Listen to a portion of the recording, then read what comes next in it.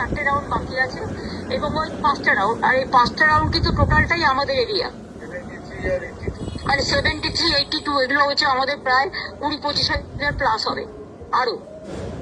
এরা সেই সময় সব গুন্ডাদের নিয়ে ঢুকেছে, ঢুকে একদম পুরো ডিও আরও সিআরপিএফ কে নিয়ে পুরো গাদা গাদা লোক ঢুকে আমাকে তো মারধর করেছেই, এজেন্টদের মেরে তাড়িয়েছে, চ্যাংদোলা করে করে বের করেছে সিআরপিএফ এর হেল্প নিয়ে, এবং টোটাল মেশিন কারচুপি করছে। 4টে কাউন্টিং এ আমাদেরকে, 5টা কাউন্টিং এ আমাদের কেউ নেই, এবং একতরফা মেশিন নিয়ে চলে যাচ্ছে উইদাউট সিলিং, এবং আমাদের কাউন্টিং এজেন্টদের উইদাউট প্রেজেন্স। আমরা কিন্তু হলেই বসে আছি, মানে বাইরে বসে আছি, আমাদের ভেতরে ঢুকতে দিচ্ছে না। এইরকম অত্যাচার, অমানবিক অত্যাচার। একটা এসআইআর ভোট কাটা, 2 হচ্ছে এত মানুষকে ভোট, মানে বিশেষ করে ভোট দেওয়ার পরেও জোর করে লুট করছে, লোডশেডিং করে বিভিন্ন এলাকায় মেশিন লুট করেছে। তারপরে সকাল থেকে বিভিন্ন জায়গায় অন্তত 100টা সিটে আমাদের এজেন্টদের মেরে তাড়িয়েছে with the help of CRPF, এবং ডিওরা সেখানে একদম নিশ্চুপ ছিল। আরোরাও তাদের কিছু প্ল্যান করেনি, পুরো দিল্লির নির্বাচন কমিশনের ইনস্ট্রাকশনে করেছে।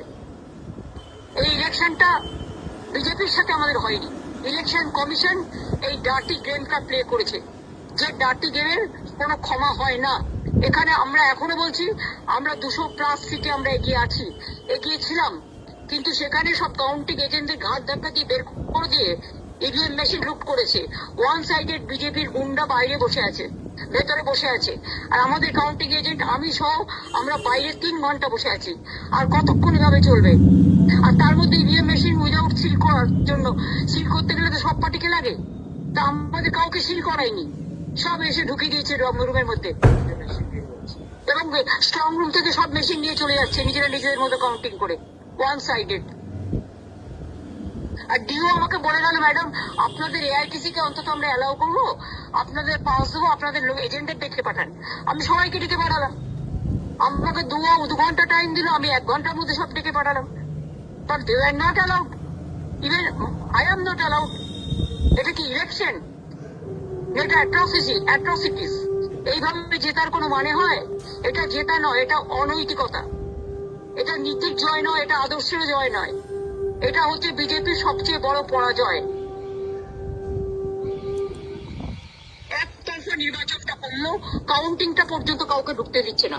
অনেক জায়গায় এখনো আমাদের জিতেছে, তাদের সার্টিফিকেটও দেওয়া হয়নি। ভ্যানিশ কুমার নিজেকে কি ভাবে? একদিন নিজে ভ্যানিশ হয়ে যাবে, তখন কি হবে? এটা চ্যালেঞ্জ হবে না? আমরা তো চ্যালেঞ্জ করবো, আমরা প্রত্যেকটা এভিডেন্স রেখেছি। ইভেন মনোজ অগরওয়ালকেও আমি টাইম টু টাইম SMS দিয়েছি, আমি আরোকে কমপ্লেন লেটার দিয়েছি, আমি ডিওকে আমাদের হয়ে কমপ্লেন করেছি, অন্যান্য ক্যান্ডিডেটরাও করেছে,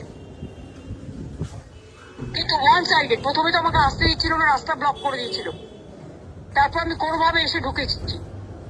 তখন থেকেই দেখছি এখানকার ক্যান্ডিডেট এবং তাদের ইন্ডিপেন্ডেন্ট 4টে ক্যান্ডিডেট এবং এজেন্টদের নিয়ে, এবং 4টে করে প্লাস এজেন্টদের নিয়ে 5 জন করে এজেন্ট এক একটা চেয়ারে বসে আছে, আর আমাদের একজনকেও ঢুকতে দিচ্ছে না। ঠিক আছে, এবং সব মেশিন নিয়ে চলে যাচ্ছে, টোটালটাই কাউন্টার প্রোডাক্টিভ, এবং এই কাউন্টিংটা কাউন্টার ম্যান্ডেট করা উচিত। যে জায়গায় এগুলো হয়েছে সব কমপ্লেন লজ হয়েছে, তুমি আজ আইনজীবী, আমি তোমাকে ব্যাপারটা জানিয়ে রাখলাম।